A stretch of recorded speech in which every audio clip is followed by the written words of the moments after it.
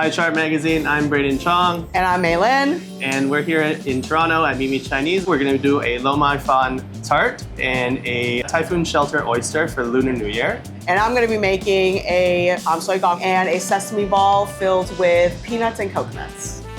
Lunar New Year traditions, obviously there's going to be a lot of food at the table. There's always got to be dumplings. And for us, we would just get takeout, and it was always like, we're gonna go see grandma and grandpa, we're gonna eat a lot of Chinese food, and we're all just gonna eat so much that we pass out on the couch. I think Lunar New Year is all about really just bringing people together, enjoying various foods, but also put a little luxury into it, just kind of bring more luck throughout the new year. Dried seafood is very important in Cantonese and Chinese cooking. You get all these complex flavors from dried seafood, and ultimately it became an expensive ingredient.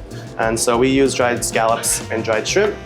At Mimi Chinese and Sunny's, we either start with something that's already amazing and great that we love eating and we want to make our own version, or we take an ingredient that we want to use, whether it's a seasonal vegetable or some really nice, Ontario beef, and we say, okay, how do we make that into a dish that suits this restaurant?